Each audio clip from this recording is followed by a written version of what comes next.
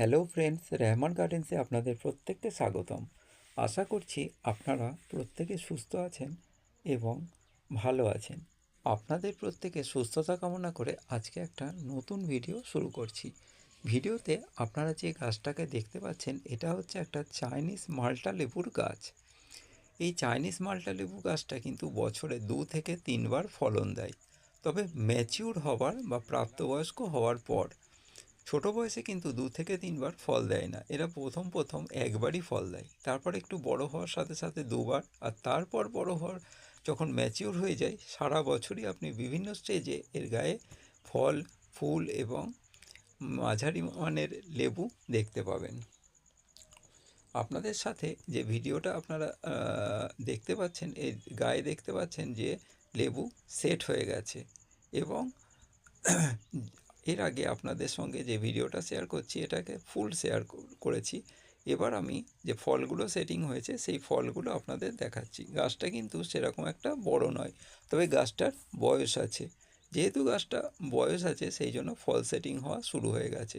বিভিন্ন স্টেজে ফল রয়েছে আপনারা দেখতে পাচ্ছেন। আর এই গাছটাকে দেখতে কতটা সুন্দর, ছোট ছোট পাতা, যেন মনে হচ্ছে এটা কোনো একটা ফুল গাছ বা বাহারে পাতা গাছ।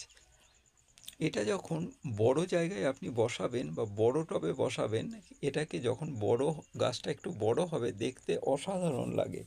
আর এই গাছটা আপনি পুরনো নার্সারিতে কিন্তু খোঁজ করলেই পেয়ে যাবেন, কারণ এটা হচ্ছে একটা এমন মৌসুমি লেবুর গাছ যেটা অনেকেই কিন্তু বাড়িতে বসাতে চায় না, কারণ এর ফলগুলো একটু ছোট হয়, খেতে কিন্তু খুব মিষ্টি, আর এর মধ্যে বীজের পরিমাণটা একটু বেশি থাকে।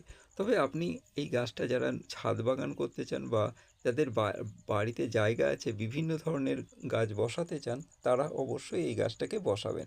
নিঃসন্দেহে এটা একটা আমার কাছে ভালো ভ্যারাইটিস। অনেকে বলে যে ফল ছোট হয়, বীজের ভাগ বেশি থাকে, তবুও ফল খাওয়া যায়, মিষ্টি মিষ্টি যথেষ্ট মিষ্টি, আর এর ফল খাওয়া যায়। অনেক আমরা গাছ লাগিয়ে থাকি যেসব গাছের ফল খাওয়াই যায় না, কিন্তু সেগুলো আমরা যদি লাগিয়ে রাখতে পারি তাহলে নিঃসন্দেহে এটা একটা আমার কাছে ভালো ভ্যারাইটিস। আপনারা চাইলে এই ভ্যারাইটিসটা অবশ্যই বসাতে পারেন। আর আপনারা যদি কোথাও খুঁজে না পান তাহলে আমাকে কমেন্ট করে জানাবেন, আমি আপনাদের নার্সারির ঠিকানা দিয়ে দেবো, যেখান থেকে আপনারা খুবই কম মূল্যে এই গাছ সংগ্রহ করতে পারবেন এবং যথেষ্ট বয়স্ক বা পরিণত গাছ। ভিডিওটা যদি আপনাদের ভালো লাগে তাহলে অবশ্যই আমার চ্যানেলটা সাবস্ক্রাইব করবেন, আর যদি ভুল ত্রুটি হয়ে থাকে তাহলে কমেন্ট করে অবশ্যই জানাবেন। তো আজকের বন্ধুরা এইটুকুই, পরবর্তী ভিডিও নিয়ে আবার হাজির হব। সবাই সুস্থ থাকবেন, ভালো থাকবেন, নমস্কার।